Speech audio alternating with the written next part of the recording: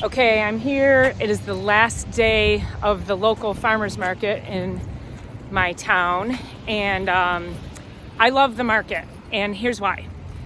When you have a farmers market near you, the beautiful thing is that you get to get local produce from local farmers. And here's my friend Barb. And the cool thing about this particular market is that I know everybody. And so it's really awesome. So I come here and it's like, seeing friends every week. But even better yet, I know where my food is coming from. And that's the most important thing. So when you say, oh, the farmers charge way too much for their stuff, you don't know the work that goes into it. Plus, you're getting fresh, local produce, which I highly recommend for everybody. Because then the problem is, once winter comes and you're starting to get produce from Brazil, then that's not as fresh, and the nutrients are probably, it took a little while for it to get to you, so nutrients aren't there like you should have. But look at this. So this is my guy here, and he's got all the stuff I need. And then this white van here, that's my friend Debbie. So Debbie has fresh local chickens, eggs, honey, and her stuff is amazing. So during the winter, I'll make sure I get my poultry from her. So I only buy my meat from local farmers, and don't buy it at the grocery store, because again, I don't know. There's this new thing now called 3D printed meat. Who wants that? That doesn't even sound good.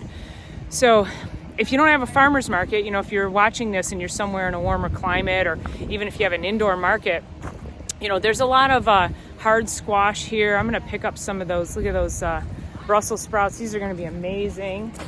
Look at that. Oh my gosh. Oopsie. All right. Yeah, look at that. Isn't that gorgeous? Okay. We're going to take that one home. That'll be good roasted Brussels sprouts.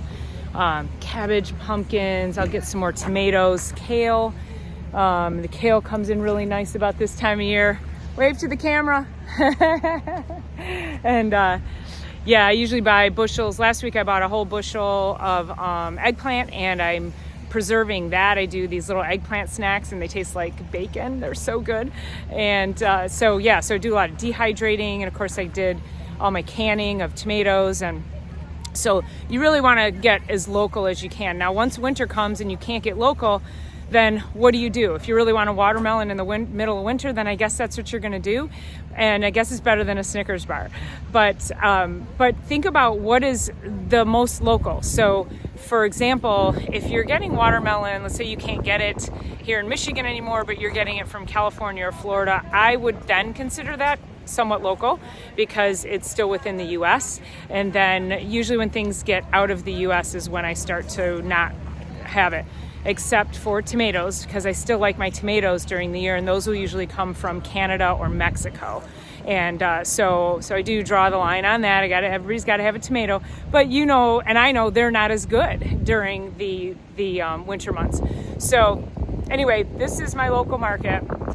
Get out to your local market and support your local farmers. It's really important that you may spend a little bit of extra money. You might not. To me, my health, it's an investment, and I'm not concerned about it. I just plunk over the money, and I know I'm getting the best stuff for me. Now, here's another thing too, is just watch out, because some farmers, and I'm not going to say who or which market I've discovered this at, but just because somebody's at a farmer's market doesn't necessarily mean they're a farmer, and doesn't mean it's organic.